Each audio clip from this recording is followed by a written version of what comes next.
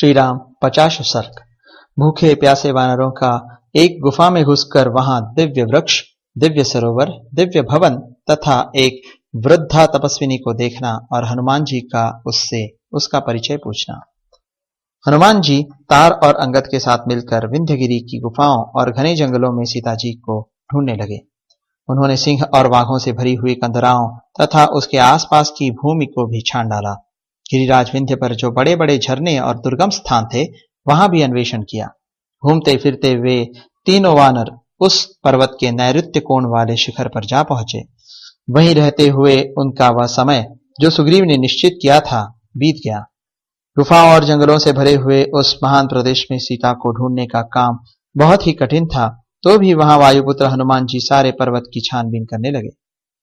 फिर अलग अलग एक दूसरे से थोड़ी ही दूर पर रहकर गज, गवाक्ष, गवय, शरभ, गंधमादन, मैंद, द्विविध, हनुमान, जांबवान, युवराज अंगद तथा वनवासी वानर तार ये दक्षिण दिशा के देशों में जो पर्वतमालाओं से घिरे हुए थे सीता की खोज करने लगे। खोजते खोजते उन्हें वहां एक गुफा दिखाई दी जिसका द्वार बंद नहीं था। उसमें प्रवेश करना बहुत कठिन था। वह गुफा वृक्षबिल नाम से विख्यात थी और एक दानव उसकी रक्षा में रहता था। वानरों को भूख प्यास सता रही थी। वे बहुत थक गए थे और पानी पीना चाहते थे, अतः लता और वृक्षों से आच्छादित विशाल गुफा की ओर वे देखने लगे।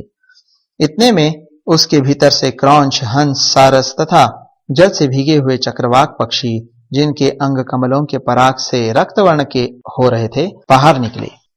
तब उस सुगंधित एवं दुर्लंघ्य गुफा के पास जाकर उन सभी श्रेष्ठ वानरों का मन आश्चर्य से चकित हो उठा। उस बिल के अंदर उन्हें जल होने का संदेह हुआ।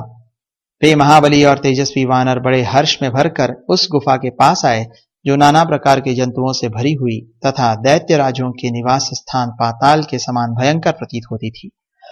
वह इतनी भयानक थी कि उसकी ओर देखना कठिन जान पड़ता था। उसके भीतर घुसना सर्वथा कष्ट साध्य था।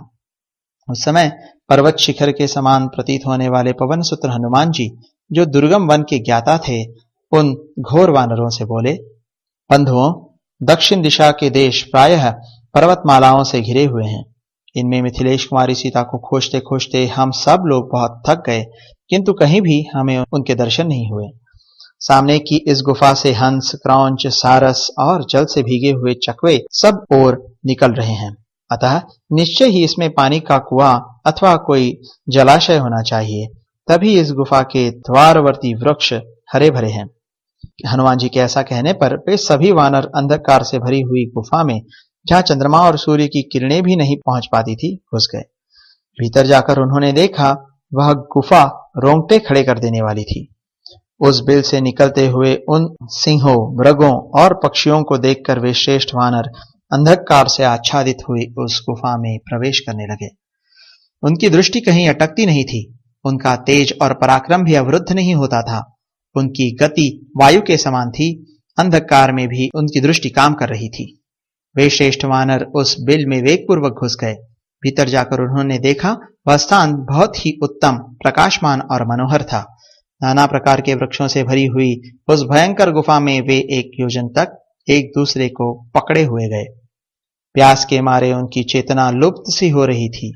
वे जल पीने के लिए उत्सुक होकर घबरा गए थे और कुछ काल तक आलस्य रहित हो उस बिल में लगातार आगे बढ़ते गए। वे वानरवीर जब दुर्बल, खिन्न वदन और श्रांत होकर जीवन से निराश हो गए तब उन्हें वहां प्रकाश दिखाई दिया। तदनंतर उस अंधकार से प्रकाशपूर्ण देश में आकर उन सौम्य वानरों ने वहां अंधकार रहित वन देखा, जहां के सभी वृक्ष स्वर्णमय थे और उनसे अग्नि के समान प्रभा निकल रही थी। साल, ताल, तमाल, नागकेसर, अशोक, धव, चंपा, नाग वृक्ष और कनेर ये सभी वृक्ष फूलों से भरे हुए थे। विचित्र स्वर्णमय गुच्छे और लाल लाल पल्लव मानो उन वृक्षों के मुकुट थे। उनमें लताएं लिपटी हुई थीं तथा वे अपने फलस्वरूप स्वर्णमय आभूषणों से विभूषित थे। वे देखने में प्रातःकालिक सूर्य के समान जान पड़ते थे। उनके नीचे वैदुर्य मणि की वेदी बनी थी। वे स्वर्णमय वृक्ष अपने दीप्तिमान स्वरूप से ही प्रकाशित हो रहे थे। वहां नील वैदुर्य मणि की सी कांति वाली पद्मलताएं दिखाई देती थी जो पक्षियों से आवृत थी। कई ऐसे सरोवर भी देखने में आए जो बाल सूर्य की सी आभा वाले विशाल कांचन वृक्षों से घिरे हुए थे। उनके भीतर सुनहरे रंग के बड़े बड़े मत्स्य शोभा पाते थे। वे सरोवर स्वर्णमय कमलों से सुशोभित तथा स्वच्छ जल से भरे हुए थे। वानरों ने वहां सब ओर सोने चांदी के बने हुए बहुत से श्रेष्ठ भवन देखे, जिनकी खिड़कियां मोती की जालियों से ढकी थी। उन भवनों में सोने के जंगले लगे हुए थे। सोने चांदी के ही विमान भी थे। कोई घर सोने के बने थे तो कोई चांदी के। कितने ही ग्रह पार्थिव वस्तुओं मतलब ईंट, पत्थर, लकड़ी आदि से निर्मित हुए थे।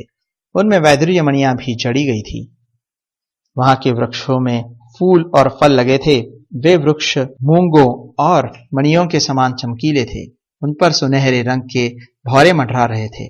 वहां के घरों में सब ओर मधु संचित थे। मणि और स्वर्ण से जटित विचित्र पलंग तथा आसन सब ओर सजा कर रखे गए थे, जो अनेक प्रकार के और विशाल थे। वानरों ने उन्हें भी देखा। वहां ढेर के ढेर सोने, चांदी और कांस मतलब फूल के पात्र रखे गए थे। अगुरु तथा दिव्य चंदन की राशियां सुरक्षित थीं। पवित्र भोजन के सामान तथा फल मूल भी विद्यमान थे। बहुमूल्य सवारियां, सारस, मधु, महामूल्यवान दिव्य वस्त्रों के ढेर, विचित्र कंबल एवं कालीनों की राशियां तथा मृगचर्मों के समूह जहां तहां रखे हुए थे। वे सब अग्नि के समान प्रभा से उद्दीप्त हो रहे थे। वानरों ने वहां चमकीले स्वर्ण के ढेर भी देखे। उस गुफा में जहां तहां खोज करते हुए उन महातेजस्वी शूरवीर वानरों ने थोड़ी ही दूर पर किसी स्त्री को भी देखा, जो वल्कल और काला मृगचर्म पहनकर नियमित आहार करती तपस्या में संलग्न थी और अपने तेज से दीप रही थी। वानरों ने वहां उसे बड़े ध्यान से देखा और आश्चर्यचकित होकर सब ओर खड़े रहे। उस समय हनुमान जी ने उससे पूछा, देवी, तुम कौन हो और यह किसकी गुफा है? पर्वत के समान विशालकाय हनुमान जी ने हाथ जोड़कर उस वृद्धा तपस्विनी को प्रणाम किया और पूछा, देवी, तुम कौन हो? यह गुफा, ये भवन तथा ये रत्न किसके हैं? ये हमें बताओ। इस प्रकार श्री वाल्मीकि निर्मित आर्ष रामायण आदि काव्य के किष्किंधा कांड में 50वां सर्ग पूरा हुआ।